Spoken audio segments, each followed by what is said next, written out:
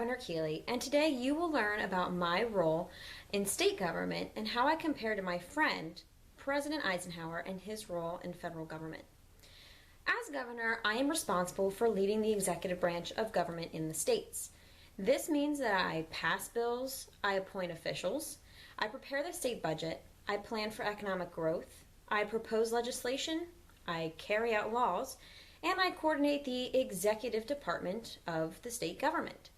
Does this sound familiar to you? Where have you heard of these job duties before?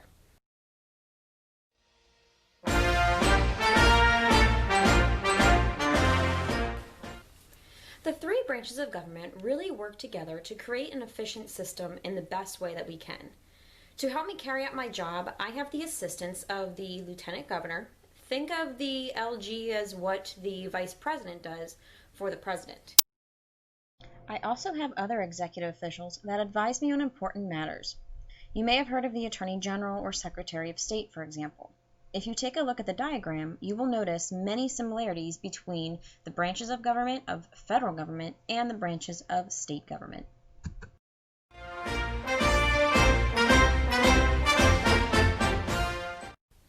The concept of federalism means that state and federal power are divided.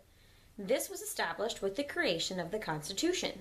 These powers include the ability to provide public schooling, fire and police departments, issue licenses, approve zoning and land use, and establish local governments. We also get to conduct our own elections and to regulate trade only within the actual state itself.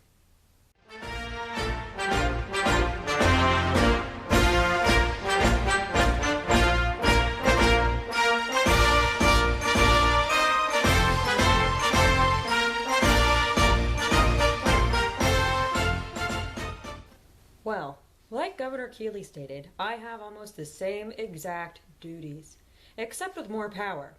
In addition to the job description Governor Keeley gave you, I serve as Commander-in-Chief of the Armed Forces. I also serve as Head of State, which means I represent the entire nation. And I can make treaties and executive agreements with foreign nations.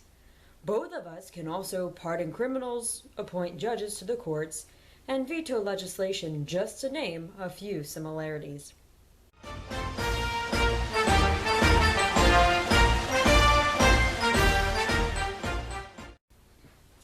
Under the Articles of Confederation, there was no unity and no strong central government.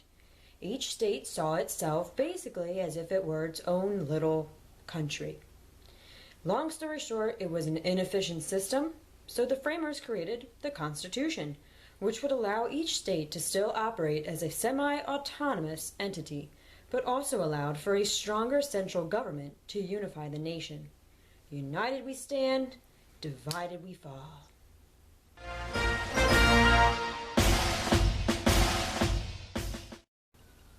We both work together to create a safe and efficient government that protects the liberties of our citizens and builds upon the land of the free.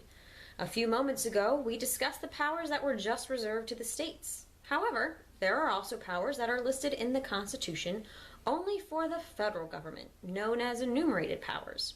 And then there are powers that we both share, known as concurrent powers. Take a look at this diagram to help you understand the powers that we share.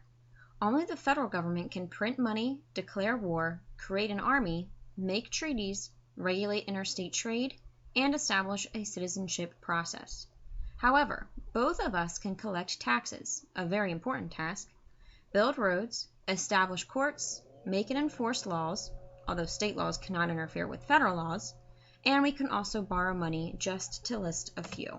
Thank you for watching, and we hope that you better understand the principle of federalism, the separation in power and the difference between the federal government and the state government.